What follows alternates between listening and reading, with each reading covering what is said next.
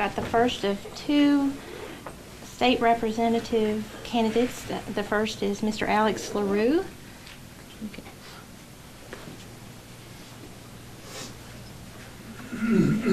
Thank you.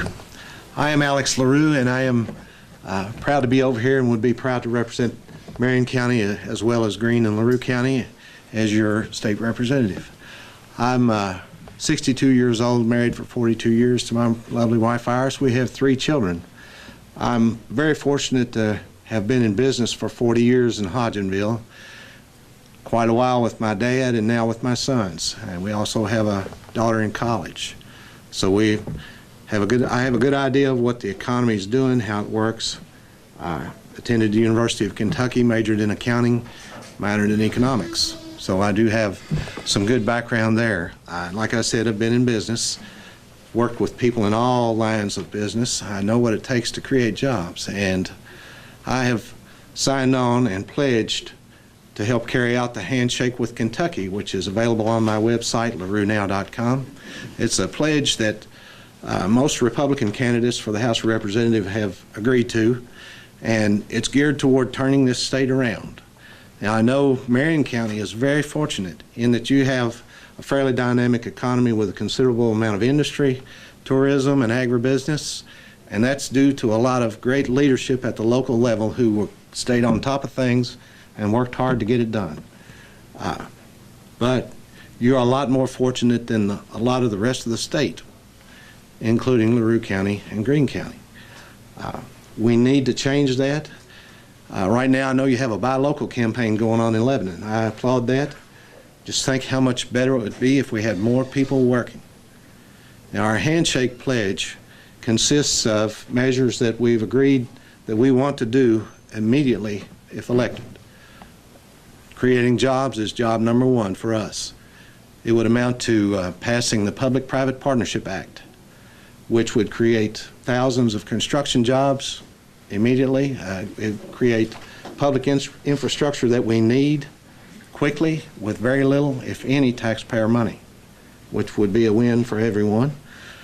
We'd pass right-to-work legislation, which the right-to-work has 2 components. The first component is the actual right to have a job without being forced to join a union. Now, I have nothing against unions. I just don't think you should be forced to join one to have a good job.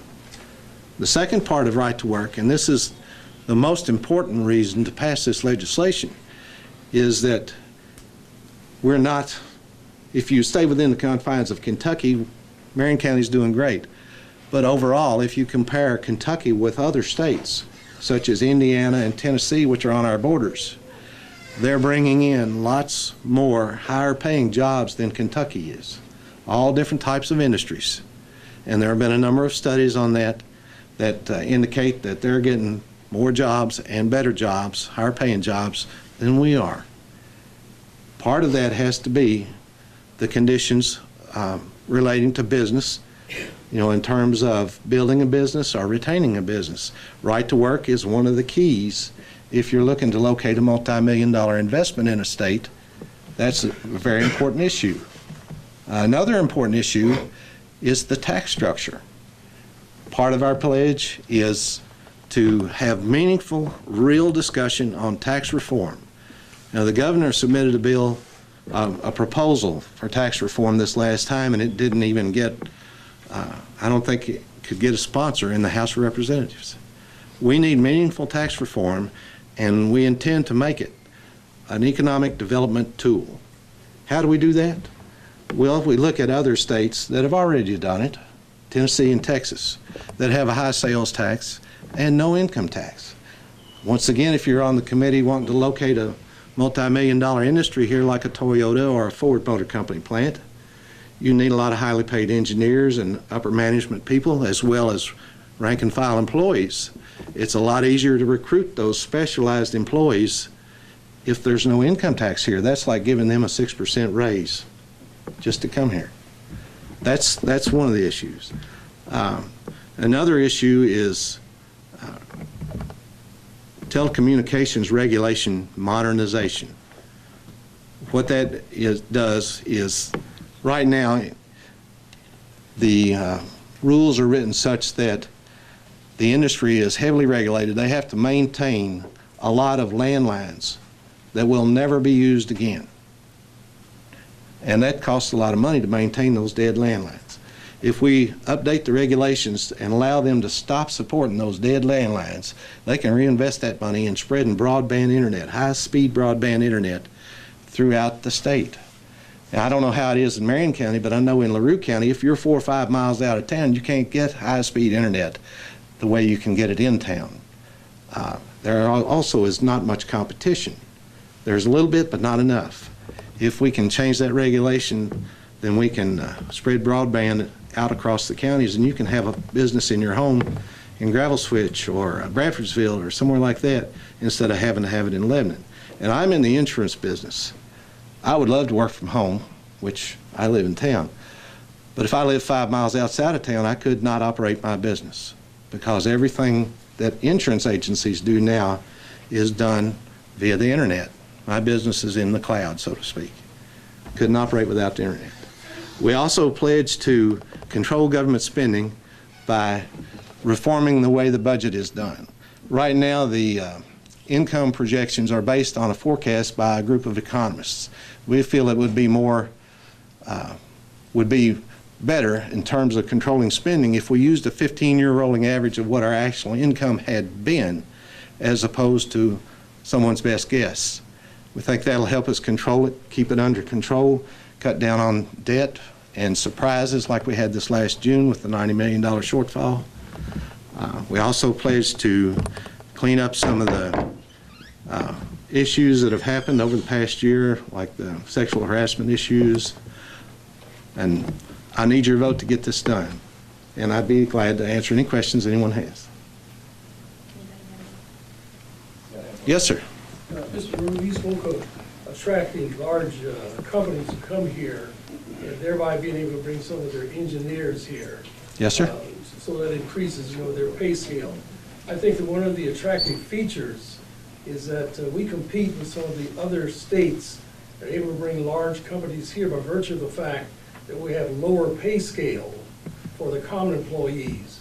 So how would you offset that? How would you determine then we're going to bring the higher paid employees here, the skilled engineers, but still attract companies to come to a lower overall pay scale?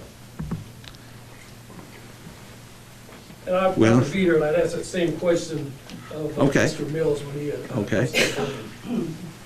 Well, the tax structure is part of the key to bringing in those highly paid employees. Of course, to get them here, we have to get the industry to want to locate here, and that's why we need right to work. I believe that if we were to make these changes, we would have a much better chance of filling that 1,200-acre industrial park in southern Hardin County that's been sitting empty for 7 years, and retaining jobs like the 1,600 Toyota engineers that recently moved to Texas. I don't know that we can get them back, but hopefully we could bring in the kind of industry that would bring more of those kind of jobs in here. And as far as the wages go, we've always been a low-wage state. Until we get more industry in here, creating more demand for employees working, the wages are going to remain low. Now, the wages are not low in these other states because they have all the industry which attracts employees and pulls employees out of the low-wage jobs into the higher-wage jobs. That raises wages. That deals with the minimum wage issue a little bit. That's how you raise wages, not by government mandates. Did that make sense? It does, thank you. Okay. Any other questions? Thank you. Thank you. Next, we have Mr. Terry Mills.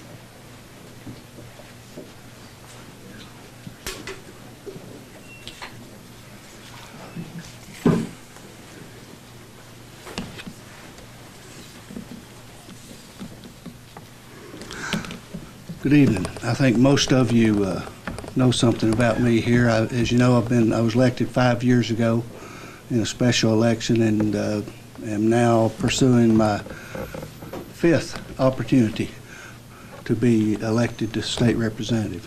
You know enough about my personal background that I won't share that with y'all. I probably should deal with some of the issues that my opponent Mr. LaRue brought up. First, economic development. We are doing well in Kentucky. We are creating a lot of jobs in Kentucky. When Toyota begins making the ES350 this fall, we're going to be second in the nation in automobile manufacturing. Now just think about it. Kentucky's second in the nation in automobile. We're a big aerospace industry. We led the nation in creating small businesses and small business jobs that come with those. So the economic development and without, we're very limited on time here, and I'm going to cover a lot of subjects. So the economic development is not as dire. The situation is not as dire as Alex and some of the other side would lead you to believe. Right to work legislation. I am opposed to right to work legislation. And by the way, I'm so glad we're bringing it here where Alex and I can appear together because all you've been getting so far is mailers, a lot of them negative, some of them nasty, and radio ads, telephone calls. And so I'm glad to have the opportunity. I think that's the way elections should work. You should hear the ideas of the candidate and then inform yourselves and then vote the best you know how to vote. And I'm not afraid to lose. If I'm wrong about some things, then the voters will make that choice. So I appreciate Amy and the library here for having us, so thank you for that. But I am opposed to right to work. For 4 years now, we've been talking about it in the legislature. We've had several hearings and we've heard testimony from both sides. It's a rather complex issue. All I would ask you to do, since we're so limited on time, is study both sides of it. The data I've seen shows that in right-to-work states, average wages are lower than other states, that workplace accidents are higher, that benefits are fewer. So again, I would just ask you to check for yourself, study that, and make your own decision. In the legislature, we have made a decision not to proceed with right to work. Now, there is a national push for us to go to a right-to-work state. I had an opportunity to talk to Larry Hayes, who's a cabinet secretary of the Cabinet for Economic Development. I said, Larry, does right to work, not having right to work, kill us? Does it hurt us? And Larry said, every once in a while, we'll have a company that might indicate that's an important part of their decision. But we don't lose business because of that. Some of the studies I've seen show that in ranking factors to consider when moving to a state, corporations rank right to work as 16th down the list. There are a lot of things they look at. And being from the working side of the aisle, I know my opponent has cited some stats that indicate wages are higher in right-to-work states. I haven't seen those. What I have seen indicates that wages are lower. So, it's wages, and it's well documented. There was a piece in Lexington Herald by our Janet Yellen, the bank guru, the financial guru, saying that wages are stagnant and, basically all the wealth is going to the top, and there's more becoming poor, and the middle class is getting smaller. And I believe in the strong middle class. I believe this country functions better. I believe if you look back through our history, when there's a strong middle class, it functions better. And so in right to work, and again, there's not enough time to get into it, but I would urge you to check it out. Kentucky has 10% of its workforce represented by unions. Now, right to work says if you go to a place where a union is there, then you don't have to pay anything. The problem with that is federal law requires unions to represent you. So it would be akin to me saying I want to be a member of Chamber of Commerce, but I want your services, but I don't want to pay your dues. Or it would be akin to me wanting to belong to Cattlemen and go eat those ribeyes, but I don't want to pay your dues. So in my view, from my research and what I know about it, right to work hurts workers. And we don't need to hurt workers when in a period of time in the last 15 years when wages have just been stagnant is the word I hear. You know, when I was running for office, I wrote down some premises. One was a fair day's work for a fair day's pay.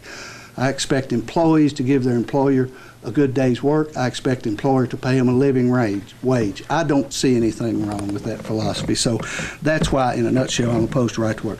I know I'm going to run out of time. Tax reform. Tennessee has no income tax. That's true. But you know they pay more tax than we do because their sales tax is higher. Their local taxes are higher. They tax groceries. So I've looked at Tennessee's tax structure, and although we need to consider everything, I certainly agree with Alex, we need to do tax reform.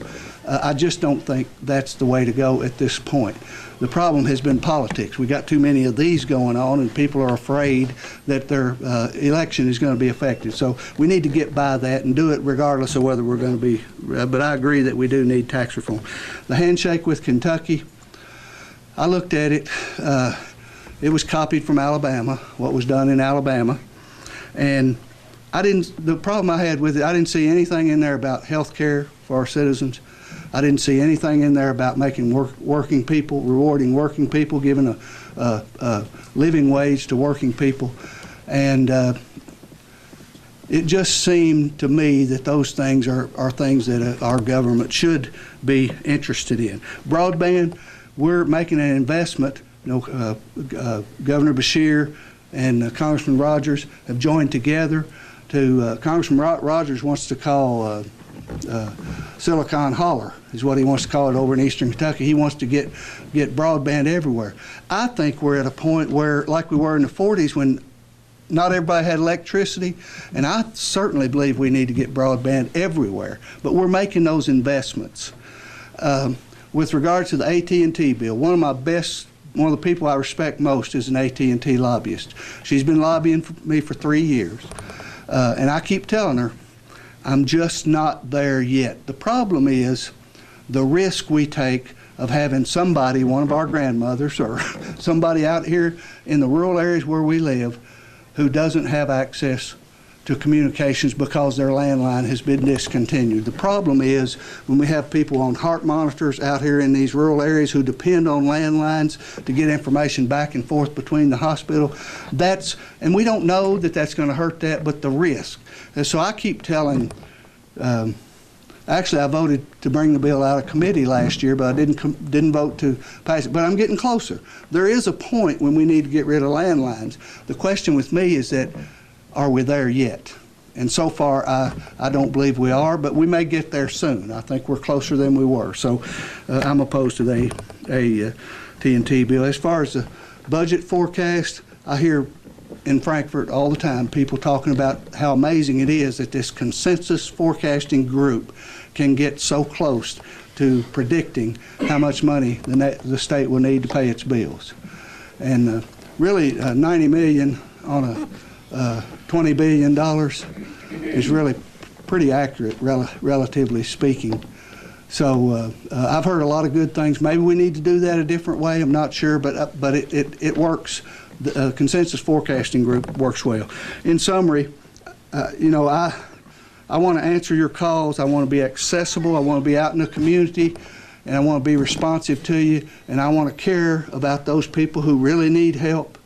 I want to bring business. I've supported every business incentive package that we've gotten in Marion County, and there have been many, as Alex so well pointed out.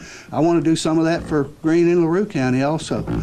So is my time? Okay, so with that, I would appreciate very much if you could find it within you to support me on November 4th, and thanks again.